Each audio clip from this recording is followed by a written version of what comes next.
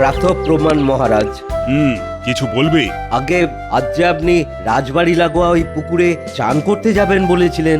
হ্যাঁ, যাবো তো বটেই, তবে তার আগে গোপালকে আসতে দাও। এসে গেছি মহারাজ, চকচকে টাকে তেল ঘষে কাঁধে গামছা নিয়ে ঠিক সময় মতো হাজির হয়ে গেছি। তাহলে চলো। তা গোপাল, এখনো সাঁতার টাতার কাটতে পারো তো, নাকি ভুঁড়ি বেড়ে যাওয়ার সাথে সাথে সেটাও গোল্লায় চলে গেছে?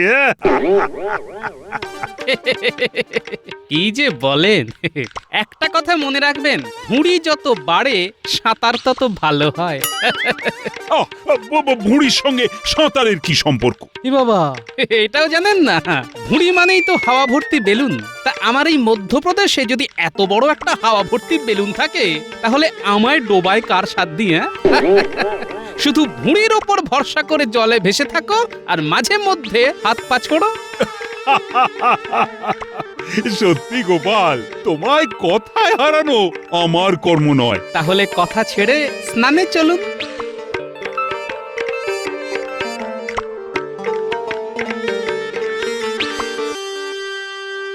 নাও গোপাল, আগে তুমি নামো। ঠিক আছে।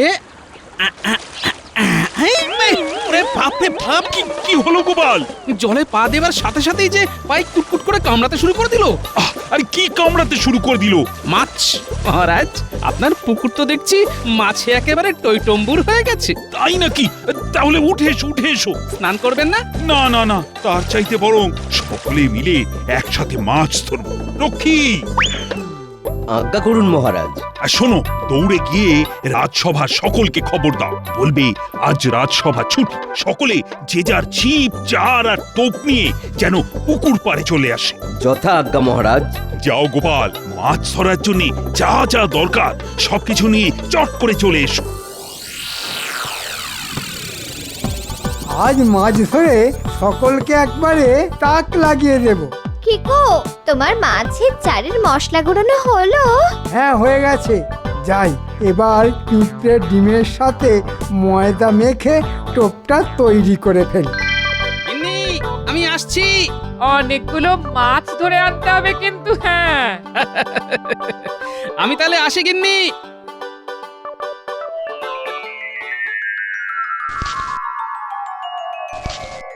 কি মন্ত্রী মশাই, সেই শুরু থেকে দেখছি আপনি শুধু জলের মধ্যে চারই ছড়িয়ে যাচ্ছেন। তা সারাক্ষণ যদি ছড়িয়েই যান, তাহলে আর গুছিয়ে তুলবেন কখন? সব কাজ তো উনি ছড়িয়েই ফেলেন, গুছিয়ে তোলা আর হয় কই? দেখুন মহারাজ, মাছ ধরার আগেই গোপাল আর সেনাপতি যদি আমাকে নিয়ে টিটকারি দিতে শুরু করে, তাহলে আমি কিন্তু ছিপ নিয়ে চলে যাব। হ্যাঁ, খোকা বাবুর রাগ হয়েছে, ধরবেন না মাছ।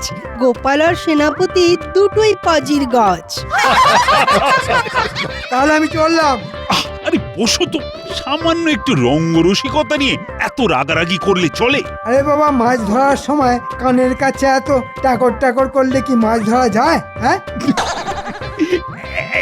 এই, তোমরা আর কেউ ট্যাকর ট্যাকর করবে না তো? না না মন্ত্রী, বসে পড়ো, বসে পড়ো। বেশি বেশি করে মাছ ধরে এতে দেখিয়ে দাও তো। ঠিক আছে, তাই দেব। যা চার বানিয়ে এনেছি না, ছিপ ফেলবো আর টকাটক ধরে সকলের চোখ টেরা করে দেব। না না না না না, আর কোনো কথা নয়। সকলে এবার চুপচাপ মাছ ধরতে শুরু করে দাও।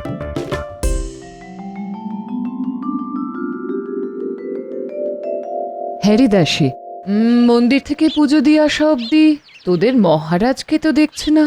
গেলেন কোথায় উনি? ও মা, আপনি জানেন না, মহারাজ তো সঙ্গী সাথী জোগাড় করে রাজবাড়ির পুকুরে মাছ ধরতে গেছেন। সে কি রে, মহারাজকে আবার সেই মাছ ধরার নেশায় পেয়ে বসলো? তাতে ক্ষতি কি রানীমা? মনে নেই সেবারে কত মাছ ধরে নিয়ে এলেন? আমরা সকলে কত আনন্দ করে খেলাম। সে খেয়েছিস, বেশ করেছিস, কিন্তু ভাদ্র মাসের এই ঠাঠা রোদে সারা দিন বসে আবার যদি শরীর খারাপ করে, তখন তো সামলাতে হবে আমাকেই। আপনি মিথ্যে চিন্তা করছেন রানীমা, দেখবেন কিচ্ছু হবে না মহারাজের। শোন, পাচক ঠাকুরকে লুচি আর সুজি বানাতে বল। বানানো হয়ে গেলে তুই নিজের হাতে পুকুর পাড়ে গিয়ে দিয়ে আসবি। কতক্ষণ বসে থাকবে কে জানে, খিদে পাবে না। আপনি কিচ্ছু ভাববেন না, আমি নিজের হাতে প্রত্যেকের জল খাবার পৌঁছে দিয়ে আসবো।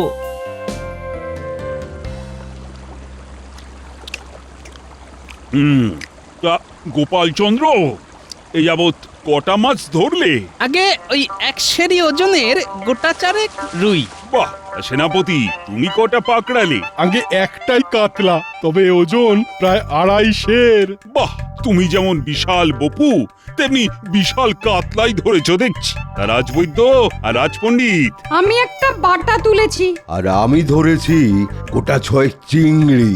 মহারাজ, সকলের কাছেই তো জানতে চাইলেন, তা মন্ত্রী মশাইয়ের কাছ থেকেও জানুন। তখন থেকে ফাতনার দিকে তাকিয়ে থাকতে থাকতে ওনার চোখ জোড়া যে টেরা হয়ে গেল। মন্ত্রী কটা ধরলে? না, এখনো ধরে উঠতে পারিনি, তবে ধরবো তো বটেই। আর এমন আকারের মাছ ধরবো না যে সকলে ট্যাড়া হয়ে যাবে। আরে এই তো ফাতনায় টান পড়েছে। ওরে বাবা রে, ওরে বাবা, কি টান রে! হ্যাঁ, এই এই এই এই এই রে, এই রে, এই এই এই এই রে। এ মা! এ কি মন্ত্রী মশাই, মাছের বদলে কোলা ব্যাঙ মাথায় করে জল থেকে উঠলেন? গ্যাঙুর গ্যাঙুর গ্যাং, মন্ত্রীর মাথায় কোলা ব্যাং। এভাবে মাছ ধরা যায়? হ্যাঁ, ও মন্ত্রী মশাই, মাছের বদলে মাথায় করে ব্যাঙ নিয়ে যাচ্ছেন কেন? বাড়ি গিয়ে ভেজে খাবেন বুঝি? মনে রেখো গোপাল, এই অপমানের উত্তর তুমি পাবে।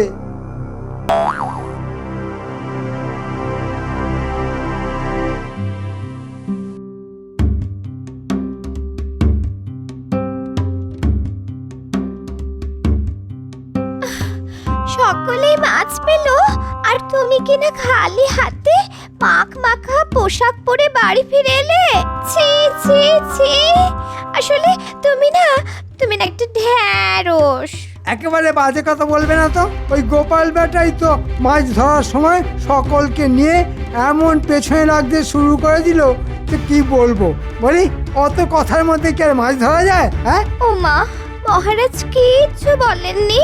মহারাজ আর কি বলবে, আসলে উনি তো ওদের দলে। তবে তুমি দেখে নিও গিন্নি, সুযোগ পেলে ওই টেকো গোপালের এমন হাঁড়ির হাল করে ছাড়বো না যে ওই পেট মোটাটা না কেঁদে কুল পাবে না। হ্যাঁ, গোপাল চন্দ্র, তোমাকে এবার একটা কাজ দেব। কি কাজ মহারাজ? দেখেছো তো আমার ওই পুকুরটা কেমন মাছে পরিপূর্ণ হয়ে গেছে। তাই ওই মাছগুলোকে নিয়ে কি করা যায় সেটা ভেবে বের করো তো। ভাবা আমার হয়ে গেছে মহারাজ। আমি আজ সকালে নিজের চোখে আপনার বাকি দুটো পুকুরও দেখে এসেছি। সবগুলোতেই মাছ একেবারে কিলবিল করছে মহারাজ। তাই নাকি? অন্য দুটো পুকুরও মাছে ভর্তি? হ্যাঁ মহারাজ, তাই ভেবেছি ভালো জেলে দেখে পুকুরগুলোর সব মাছ ধরিয়ে ফেলতে হবে। বাহ বাহ বাহ, ভালো কথা ভালো কথা। তারপর? তারপর খাবার আর দেবার মতো মাছ রেখে বাকি মাছ ওই জেলেকেই বিক্রি করে দিলে কিছু উপার্জন হবে। তা ওই উপার্জনের টাকা দিয়ে কি করবি? মহারাজ, আমাদের এই রাজ্যে আরো অনেক পুকুর আছে যার সব সিঁড়িগুলোই কাঁচা। তাই ওই উপার্জনের টাকা দিয়ে ওই পুকুরের সিঁড়িগুলো যদি বাঁধিয়ে দেওয়া যায়। সাধু সাধু, এর থেকে ভালো প্রস্তাব আর হয় না। এ হলো গোপালের বুদ্ধি। তাহলে গোপাল, পুকুর থেকে মাছ তোলার দায়িত্ব আমি তোমাকেই দিলাম। শোনো, পারলে রাত জেগে পুকুর পাহারা দিও। বেটা পেট মোটা কাল অত বড় বড় মাছও খেলো, আবার মাছ ধরাবার দায়িত্ব পেয়ে গেল। ঠিক আছে গোপাল, এবার দেখবি আমার খেলা। আমি গাঁটে গাঁটে তোর সব অপমানের শোধ তুলে নেব। না পারলে নিজের নামটাই পাল্টে দেব আমি। হ্যাঁ, কি প্রয়োজন মন্ত্রী মশাই? কেনই বা ডেকেছেন মোদের? চুপ কর মুখ পোড়া। এটা কি যাত্রা মঞ্চ নাকি? হ্যাঁ, যে সুর করে কথা বলছিস? বলুন কি কাজ? রে, পারবি তো? পারবো না মানে? যাকে বলে একেবারে ফাটিয়ে দেব। ফাটিয়ে তো দিবি, কিন্তু খুব নিঃশব্দে। কারণ মাঝরাতে সব ব্যাপারটা করতে হবে তো। তাই ফাটারে শব্দে যদি লোকজনের ঘুম ভেঙে যায় তাহলে তো মেরে আমাদের পিঠ ফাটিয়ে দেবে। বাজে মস্করা ছেড়ে আজ রাতের মধ্যেই কাজটা করে ফেল দেখি। তা কি পাবো? খাবার মতো মাছ আর মজুরি পাবি। বুঝতে পেরেছি, মানে খাবার মাছ হাতে হাতে আর মজুরি ধার বকেয়ায়, তাই তো? না না, ঠিকঠাক কাজ করে দিতে পারলে হাতে হাতেই মজুরি পাবি। মন্ত্রী মশাইয়ের জয় হোক।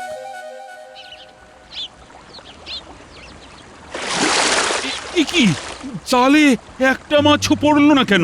মহারাজ, এই পুকুরে তো একটাও মাছ নেই, তাই পড়েনি। সে কি করে হয়? কালও তো পুকুর ভর্তি মাছ ছিল। কিন্তু এতক্ষণ ধরে তো জাল টানলাম, দেখলেন তো একটা মাছও উঠলো না। তাহলে সব মাছ কোথায় গেল? মনে হয় কাল রাতে চুরি হয়ে গেছে। হ্যাঁ, আমার পুকুরের মাছ চুরি করে নিয়ে গেছে। কার কার এত সাহস? গোপাল, ও গোপাল, কাল রাতে তুমি রাত জেগে পুকুর পাহারা দাওনি? গোপাল রাত জেগে পাহারা দেবে? হাহ, তাহলেই হয়েছে। ও যা ঘুমকাতুরে। কি গোপাল, উত্তর দাও। মানে মহারাজ, পুকুর মাঠ ঠিকই একটা। যাও, দূর হয়ে যাও, দূর হয়ে যাও আমার চোখের সামনে থেকে। এই শুরু হলো আমার অপমানের সহ্যলা।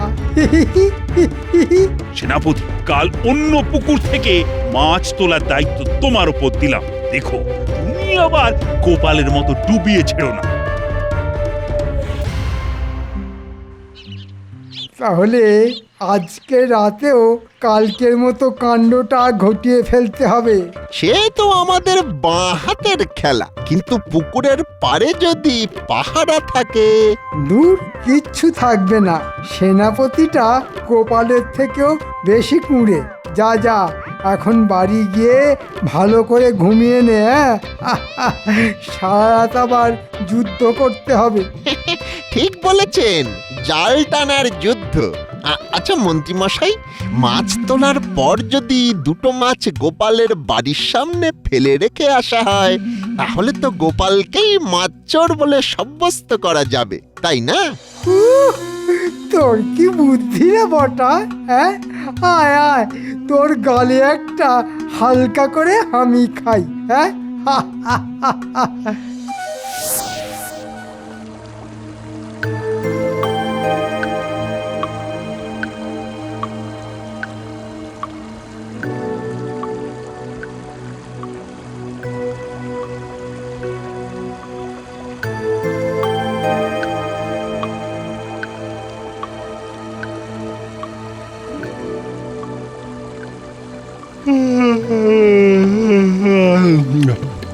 বাবা, ঘুমে যেন চোখের পাতা বুজে আসছে।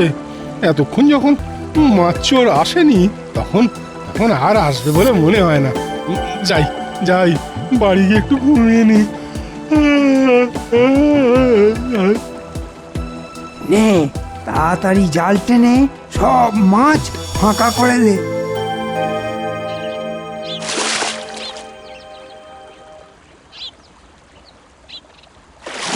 না মহারাজ, এই পুকুরেও মাছ নেই। তার মানে এখানেও চুরি? ও সেনাপতি, তুমি রাত জেগে পাহারা দাওনি? দিয়েছিলাম মহারাজ। তো দিয়েই যদি ছিলে, তাহলে মাছ চুরি হলো কি করে? চোর যদি ঘরের কেউ হয়, তাহলে তো চুরি হবেই মহারাজ। তার মানে তাহলে আসুন আমার সঙ্গে, নিজের চোখে দেখে যান আসল চোর কে।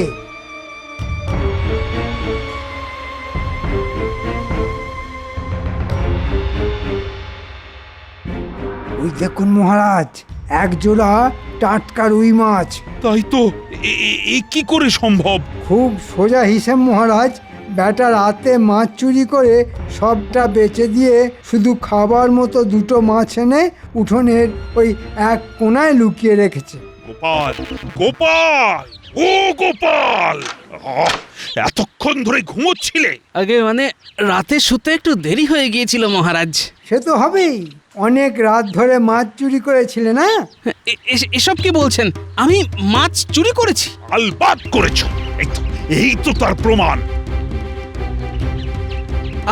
আপনার কোথাও একটু ভুল হচ্ছে মহারাজ। না না না, কোথাও কোনো ভুল হচ্ছে না। শুধু তোমায় চিনতে আমার একটু ভুল হয়েছিল। ছি ছি ছি ছি ছি, চোর কোথাকার! আপনি আমায় চোর বললেন মহারাজ? বলেছি, বেশ করেছি। আর কান খুলে শুনে রাখো, আজ থেকে 7 দিনের মধ্যে তুমি এই কৃষ্ণনগর ছেড়ে চলে যাবে, এই আমার শেষ কথা। চলে এসো সবাই। হায় ভগবান, এও ছিল কপালে, হ্যাঁ? শেষে চোর অপবাদ দিয়ে রাজ্য ছাড়তে হবে গো। কেদো না গিন্নি, আমিও এর শেষ দেখে ছাড়বো। শোন, তোদের সাথে আমার কথা আছে। খুব চুপি চুপি মন্ত্রী মশাইয়ের বাড়িতে গিয়ে দেখে আয় তো ওখানে কি হচ্ছে। শুধু দুজন যাবি, পুটি আর গুলটে। ঠিক আছে গোপাল দাদু।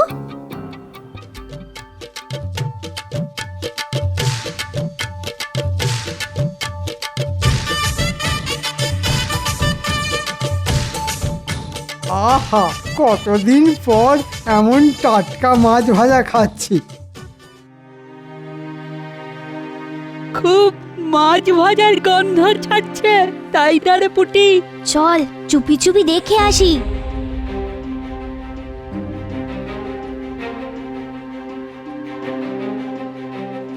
আচ্ছা, মহারাজের বাকি পুকুরে কি কালকে মাছ ধরা হবে? আহ, সে তো হবেই। আর তার দায়িত্ব পড়েছে রাজবৈদ্যর ওপর। মন্ত্রীমশাই, আজ আর মাছ চুরি করা বোধহয় ঠিক হবে না। মনে হয় আজ রাতেও ওই পুকুরে পাহারা থাকবে। সে তো থাকবেই, তবে মনে হয় গভীর রাত। তাই সাঁঝের অন্ধকার নামার খানিক পরেই আমরা মাছ চুরি করে নিয়ে পালাবো। হাহা। আচ্ছা মন্ত্রীমশাই, গোপালকে তো চোর সাব্যস্ত করে দেওয়া গেছে, তাই আর অকারণে মাছ চুরি করার দরকার কি? মাথা মোটা, এই পয়সার দরকার নেই নাকি? হ্যাঁ, সে তো আছেই। সেটা যখন আছে তখন আর বাজে প্রশ্ন না করে আজও মাছ চুরির মতো মহান কাজটা তোদের সেরে ফেলতে হবে, বুঝেছিস? আশা করি বুঝেছিস।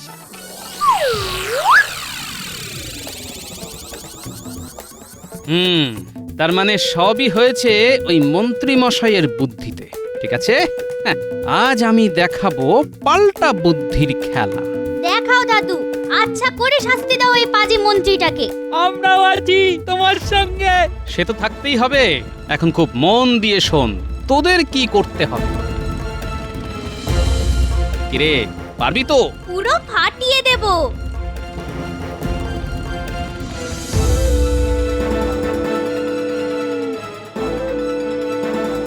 মহারাজ, এ কি, তুমি আবার এসেছো কেন? না না না, তোমার মতো চোরের কোনো ক্ষমা নেই।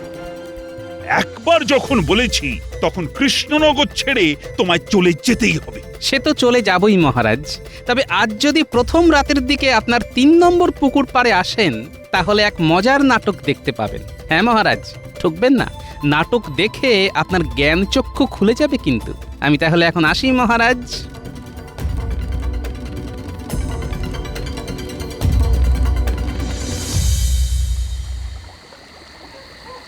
নে নে, সাটাসাট জাল ফেল আর পটাপট তুলে নে।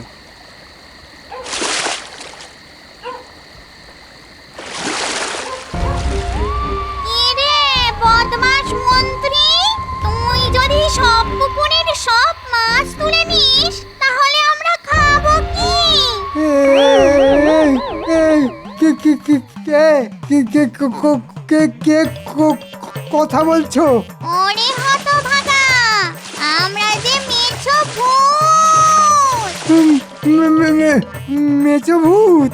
দেব নাকি মটাস করে ঘাড় মোটকে? আমরা আর এর মধ্যে নেই। চল ঘটা, পালাই। কোথায় পালাবি হতচ্ছাড়া? ওরে বাবা, কি বিচ্ছিরি দেখতে। ওরে বাবা রে। তাহলে সারা রাত জলের মধ্যেই ডুবে থাক। ওরে বাবা, ওরে বাবা, কি কাঁটা মারছে রে। এ তো মাগুর মাছের কাঁটা। চুরি করে অনেক মাছ খেয়েছিস, তাই এবারে মাগুর কাঁটার কামড় খা। ও ভূত ভাইরা, তোমাদের মাছ তোমরা খাও, দয়া করে আমাকে ছেড়ে দাও। ভূতেরা ছেড়ে দিলেও আমি যে তোমায় ছাড়বো না মন্ত্রী। পরপর কদিন আমার পুকুর থেকে মাছ চুরি করা তারপর বিনা দোষে গোপালকে চোর বলে ফাঁসানো, এর শাস্তি তো তোমায় পেতেই হবে শয়তান। আপনি মারুন ধরুন যা ইচ্ছে করুন, কিন্তু দয়া করে পুকুর থেকে উঠতে দিন।